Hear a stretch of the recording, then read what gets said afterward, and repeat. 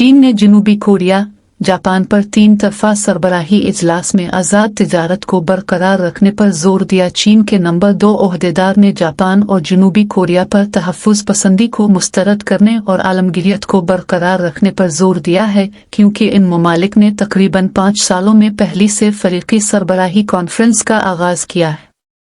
चीनी वज़ीर आज़म ली क़ियांग ने पीर को ये रिमार्क्स इस वक्त कहे जब उन्होंने दिसंबर 2019 के बाद जापान के वज़ीर आज़म फुमियो किशिदा और जनूबी कोरिया के सदर योन उक सियोल से उनके ममालिक की पहली से फ़रीक़ी मुलाकात के लिए सियोल में मुलाकात की।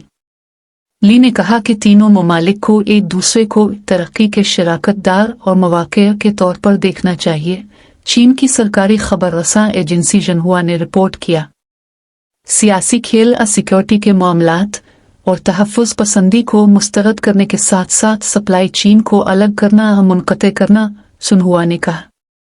इतवार को ली ने कहा कि गैर मुल्की कंपनियां चीन की तरक्की के लिए एक नागुज़ीर क़ुव्वत हैं और उनका मुख हमेशा ऐसी फर्मों के लिए खुला रहेगा, जिन्हुआ ने कहा।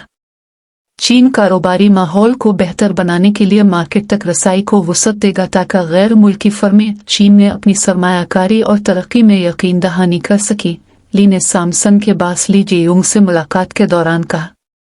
जबकि तवक्को है कि तीनों रहनुमा सरबराही इजलास के दौरान ज़्यादा से ज़्यादा इक़्तिसादी ताउन पर जोर देंगे।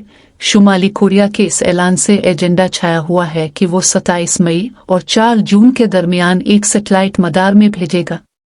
माहिरीन का कहना है कि मसनूई सैयारों और बैलिस्टिक मिसाइलों को लॉन्च करने के लिए इस्तेमाल होने वाली टेक्नोलॉजी के दरमियान अहम ओवरलैप है, जिसे प्यानयान अक़वाम मुत्तहिदा की मुतअद्दिद करारदादों के तहत तैयार करने से रोका गया है।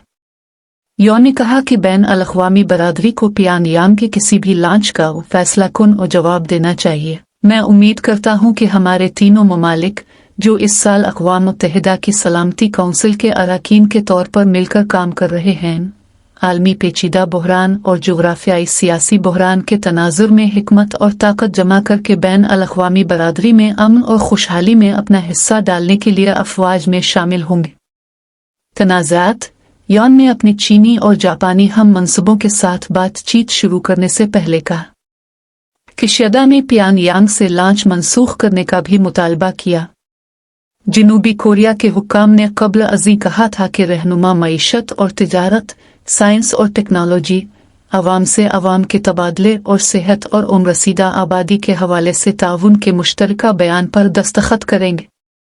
जापान के निकी एशिया ने रिपोर्ट किया कि फ़रीक़ैन से 2019 से रोके गए आज़ाद तिजारती मुआहदे के मुज़ाकरात को दोबारा शुरू करने पर इत्तेफ़ाक़ किया गया था। निकी ने कहा कि तीनों रहनुमाओं के मुश्तरका बयान का मुसव्वदा फ़रीक़ैन को बाहमी तौर पर फ़ायदेमंद और आला मेयार और जामे आज़ाद तिजारती मुआहदे पर बातचीत करने का अहद करता है। तीनों ममालिक के 200 से ज़ायद कारोबारी रहनुमाओं ने सरबराही इजलास के मौके पर होने वाली मुलाकात के दौरान तिजारत और सप्लाई चीन में ताउन बढ़ाने पर इत्तेफ़ाक़ किया। चीन, जापान और जनूबी कोरिया के दरमियान ताल्लुकात कई तनाज़ात की वजह से तनाव का शिकार रहे हैं। इनमें से अक्सर का ताल्लुक साम्राज्य जापान की जंगी जारहियत से पैदा होने वाले मसाइल से है।